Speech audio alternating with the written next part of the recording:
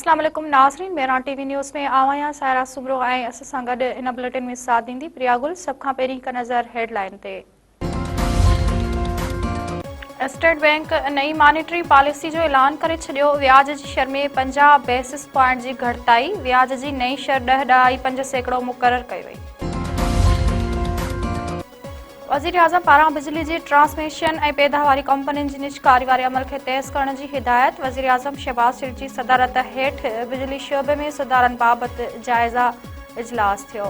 वज़ीर आज़म खे power sector road map अॻभराई बाबति आगाही ॾिनी वई। वज़ीर आज़म शहबाज शरीफ़ चयो आहे त डिस्कोज़ ऐं जिनकोज़ जी निजकारी सां बिजली साबिती मार्केट जी जोड़जकई तवानाई जे मसइलनि जो पाइदार हल आहे। निज़ाम खे जदीद तौर सां हम आंग करण लाइ बैटरी एनर्जी स्टोरेज सिस्टम ज़रूरी आहे।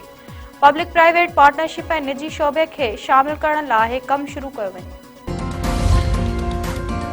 अॻूणे वज़ीर आज़म जी भेण अलीमा ख़ान चयो आहे त बानी पीटीआई सां मुलाक़ात लाइ सुभाणे ॿीहर अडियाला जेल वेंदासीं ऐं उते वेहंदासीं। असांजी मुलाक़ात नथा कराइनि, पाणी हारिनि था।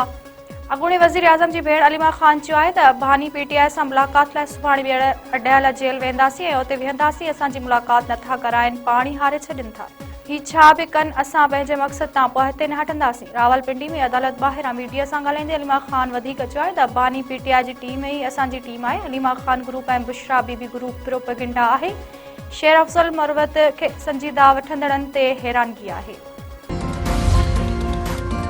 इस्लामाबाद हाई कोर्ट जे जज justice Tariq Jahangiri chief justice Islamabad high court मथां बेतमादी ज़ाहिर करे छॾी।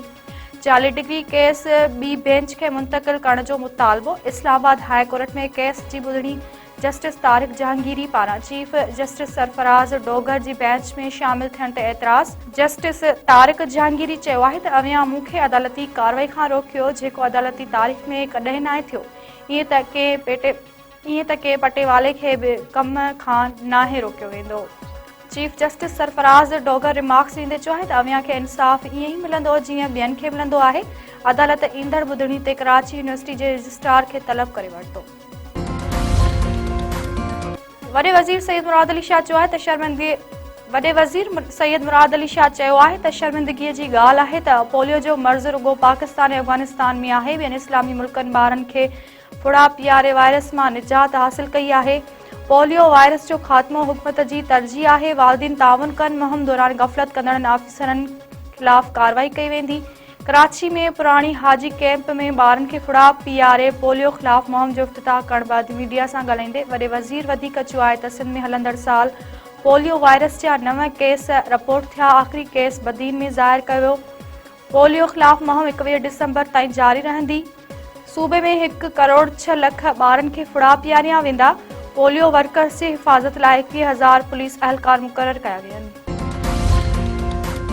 कराची लाइ डबल डेकर बसूं बंदरगाह ते पहुची वियूं। सीनियर वज़ीर शजील मेमण कराची जे अवाम खे ख़ुशख़बरी ॾींदे चयो आहे त डबल डेकर बसूं जल्द कराची जे रोडनि ते आणींदासीं। कराची जे माण्हुनि लाइ इहा वॾी ख़ुशख़बरी आहे। सजावल में खुली कचहरी में पीरसन मथां तशद्दुद कंदड़ वधीक 3 जवाबदार गिरफ़्तार। पुलिस जवाबदारनि कादिर बख़्श जत, सद्दाम जत ऐं उर्स जत खे हिरासत में वठी लॉकअप करे छॾियो। कुझु ॾींहं अॻु सूबाई वज़ीर शाहीना शेर अली जी खुलियल कचहरी दौरान पीरसन रजीब मेमण मथां तशद्दुद कयो वियो हो। पीरसन मथां तशद्दुद वाक़े में अॻु गिरफ़्तार 4 जवाबदार ज़मानत ते आज़ाद थिया। शागिर्द अॻवाननि घनी अमान चांडियो ऐं सनमद मीरानी जी ज़मानत में 21 जनवरी ताईं वाद। सिंध हाई कोर्ट में ज़मानत जी दरख़्वास्त ते ॿुधणी। घनी अमान सनमद मीरानी ऐं वकील पेश। अदालत पारां सरकारी वकील खे ईंदड़ ॿुधणी ते केस जी तयारी करे अचण जी हिदायत।